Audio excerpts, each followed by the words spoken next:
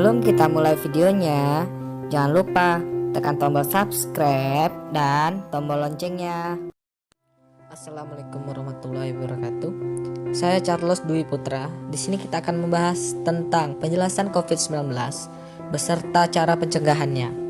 Mari kita sama-sama simak video lebih lanjutnya.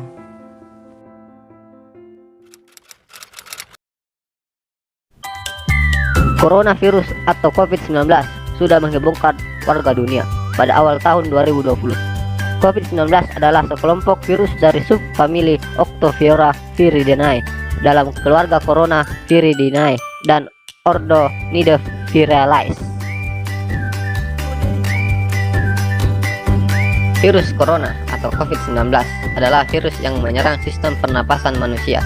Virus ini masih berhubungan dengan penyebab SARS dan MERS yang sempat merebak beberapa tahun yang lalu. Selanjutnya, penyebab virus corona. Infeksi virus corona atau COVID-19 disebabkan oleh coronavirus, yaitu kelompok virus yang menginfeksi sistem pernapasan. Pada sebagian besar kasus, coronavirus hanya menyebabkan infeksi pernapasan ringan sampai sedang, seperti flu. Akan tetapi, virus ini juga bisa menyebabkan infeksi pernapasan berat, seperti pneumonia, Middle East Respiratory Syndrome atau MERS, dan Severe Acute Respiratory Syndrome yang biasa kita sebut SARS. Dan selanjutnya, gejala yang disebabkan oleh virus corona yaitu pertama demam, kedua batuk, ketiga sesak nafas.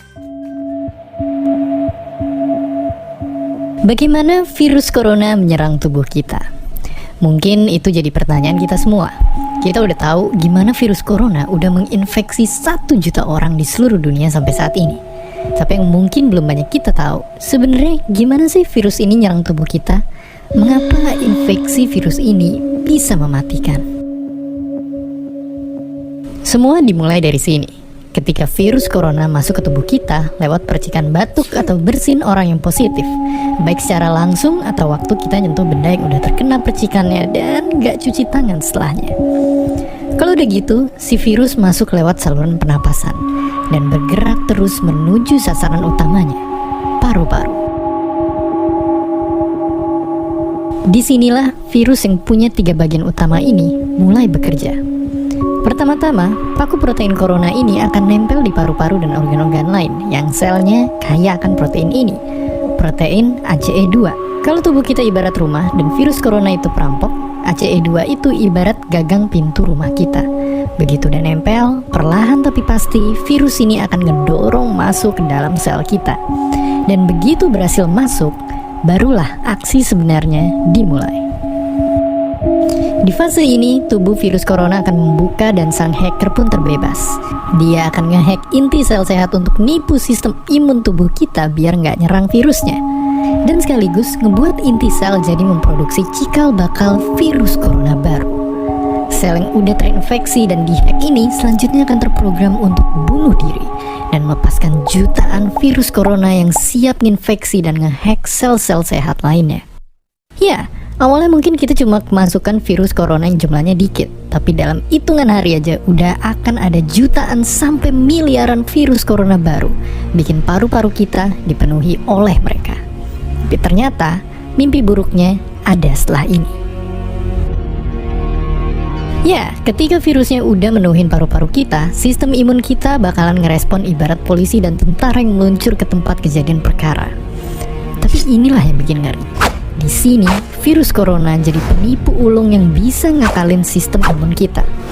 Mereka bikin sistem imun nyerang membabi buta, termasuk nyerang sel-sel sehat kita. Mereka jadi nggak tahu mana kawan, mana lawan, dan perlahan-lahan jadi senjata makan tuan.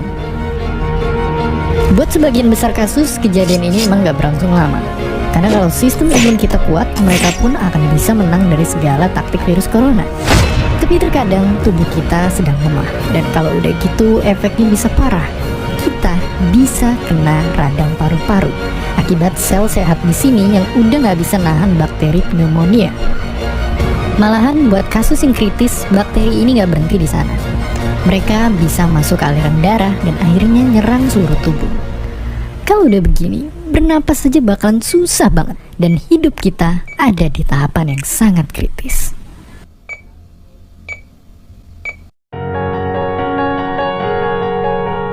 Ya, mungkin dengan fakta-fakta barusan bikin kita takut dan khawatir. Tapi ingat, kita pun punya cara buat memperkuat daya tahan tubuh kita. Makan makanan bergizi. Ya, bukan lagi sekedar 4 sehat 5 sempurna, tapi ikutilah pedoman gizi seimbang yang bisa ningkatin imun tubuh kita.